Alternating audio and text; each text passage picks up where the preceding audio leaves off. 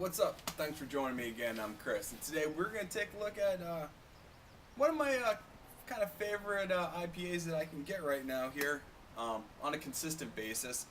Um, this is the Nectar IPA from Nectar Ales, and they are out of Paso Robles, California. And I believe they're somehow involved with the Firestone Walker family, at least maybe that's their distribution on here. I don't know, but this is coming in at 6.7% alcohol by volume, and it's been around here in New Hampshire years. So we also get their red ale and their hemp ale, which is a brown ale. Sort of one of those nitpicky things that I have with beers like this. IPAs I tend to want to have as fresh as possible. Their bottle dating system is sort of on the very bottom here on the glass, and you can't really see it unless you've actually already poured the beer. So from the perspective of trying to buy it if it's fresh, it makes it a little difficult, because I'll tend to only get stuff that's been, maybe about a month and a half out. But I'm thinking, I had a couple of these last night. Oh, hey, check it out. They've actually gone to side bottle dating. And this one is from April 18th, 2012. So I totally take back what I said, but there is some coding you can see on the bottom here, and I was trying to decipher that.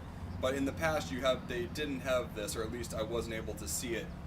Maybe it's a little harder when the bottle's full, but yeah, on 4/18. So today being the 20th, it's that's roughly April, May. So yeah, that's roughly a month old right there. So let's take a look at it. It's slightly hazy, real dark orange, amber color. It's a good amount of carbonation coming up off the bottom, about a finger's worth of some standard, white head there. Just a real nice, decent looking IPA. Now let's get a nose. It's big, real big, sort of big floral notes, big grapefruit notes.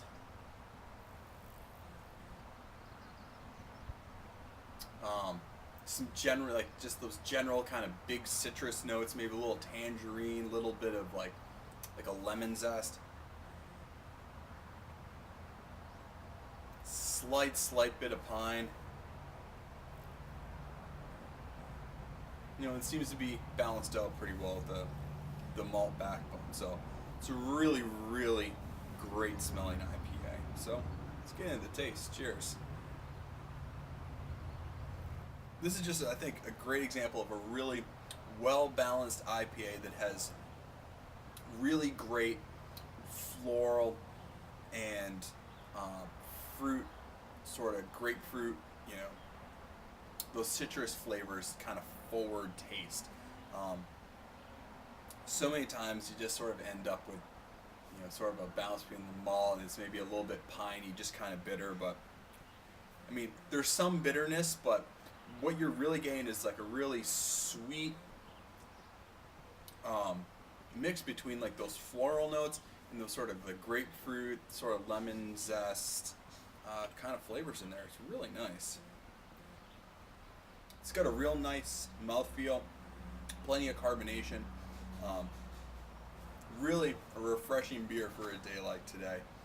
And there's, in my mind, there's not many other beers that I can really go pull off the shelf right now that I'm really this into. As far as an IPA goes, there's lots of other stuff out there I'm enjoying at the moment. This has sort of been my go-to IPA lately.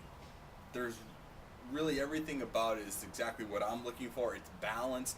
It's got a lot of those grapefruit kind of citrus flavors that really come out without a ton of bitterness, and it's really well balanced with the malts. Overall, this is a really great, easy drinking, everyday kind of IPA.